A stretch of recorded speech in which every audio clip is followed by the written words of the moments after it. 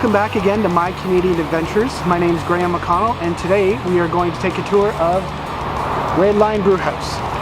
Redline is a family-owned business established back in 2015, and we're going to go in today, check it out, and see what they have brewing.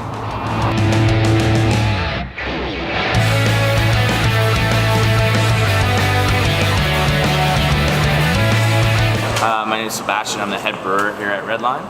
For me, I started out as a home brewer. One of my good friends and I decided we wanted to try and make our own beer. His dad had done it years ago, so we had a few bits of equipment to pick through. I wanted to find something that I wanted to do for a while. Really enjoyed brewing at home.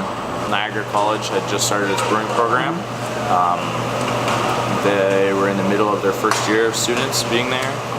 This brewery's been a big opportunity for me to be able to, I guess, learn and grow in terms of learning all the sort of planning and running of the production side.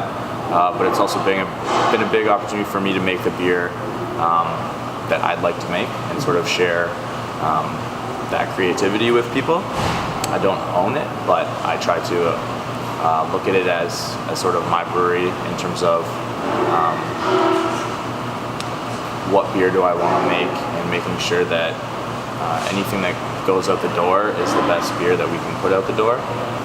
Nights like last night and going to an awards and being recognized by peers before the awards, but also just the beer that we were there, or someone tells you they had your beer and they enjoyed it, makes it all worth it. And you know, on the flip side, being here and having the restaurant is a great way to sort of interact with people, and you get immediate feedback.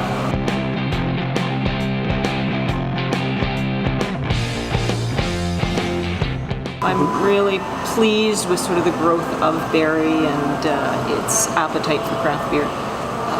Us in general, I'm thrilled. They're kind of getting us as being a little different concept in terms of not just beer, but the restaurant side, trying to provide a brew pub, not a bar. And that is what people, I think, are really embracing. If they walk in, it's not just great beer and great food, it's a really inviting, unique environment. So, new menu, just out. It's going remarkably well. Trying to keep things, again, fresh and new and very local. So. Yeah, the pictures on the menu, like on the website, awesome. Yeah. They look awesome. Yeah, so perfect timing. You know, as I say, great menu, just some appreciation for the beer. Chef Chris, he does a remarkable job. Very pleased with the game. He puts the food out, which is terrific, and that was what I kind of challenged him with when we brought him on. He comes out of fine dining, but I said I want to be a brew pub that has better than average food, but still very approachable.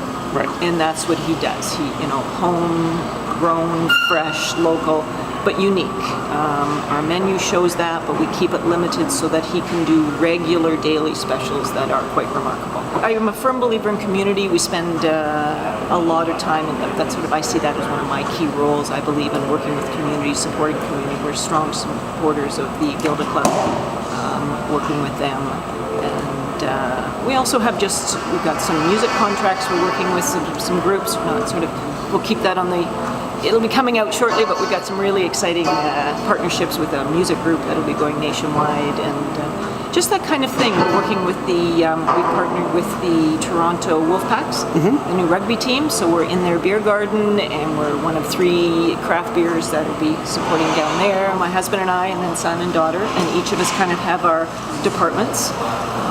And you know, it's an interesting challenge of work versus home. We do that reasonably well. There are moments, but we do that reasonably well, but it's respecting each of us have sort of our unique talents, and we do that, and it works well. It's fun. I admit, I don't know that I would have ventured into this without the kids involved. So we are now less than 2 years in. July will be 2 years, and we have expanded. And that expansion gives us, I believe, a little more than 4 times our original capacity. We have 3 of these, which are 40 hectoliters, and then the small one, 20. And it's funny, when we first filled the 20, you know, that's great. Now that is literally will be our very small seasonal batches. Yeah. So then what we've done is we've dropped in 2 more 40s. and 260 hectoliters. So these 260s will be dedicated to 501, which is what we won our silver medal for, and Clutch, which is our APA, and that's the one that's in the LCBO. Chris is in charge of kitchen. He pulls off our food. As you say, you've seen the pictures. They taste as good as they look. This is nice. I actually have a little bit more freedom than I had at Farmhouse for being creative, so it's really nice. We got quite a decent sized kitchen. It's not huge, but we also have a back prep area, so we have a prep guy that comes in every morning. He does a great job for us. It's a great space for 10 to 50 people. Birthday parties, anniversaries, baby showers, corporate functions. We have a lot of corporate functions. They may come in at 2 o'clock, they do a sales meeting with a presentation till 4:30, then they can kick back and have some beer and food, and it makes for business and pleasure at the same time. But it's a fun environment. As you look around, the beauty is you're separate, but you still feel like you're a part of what's going on down below. And it still feels very immersive in the craft brewing process. So if you move down this way, you get a really different view.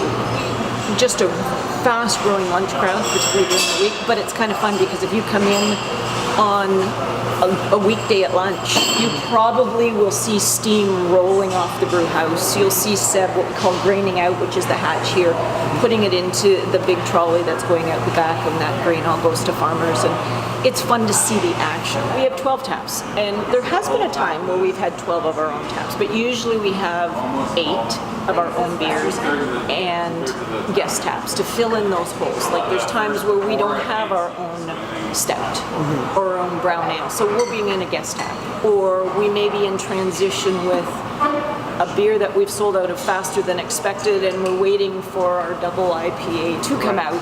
So that's a great time where we can bring in a guest beer of Cameron's or Flying Monkeys or Sawdust, where we know they have a great beer that fits in that hole.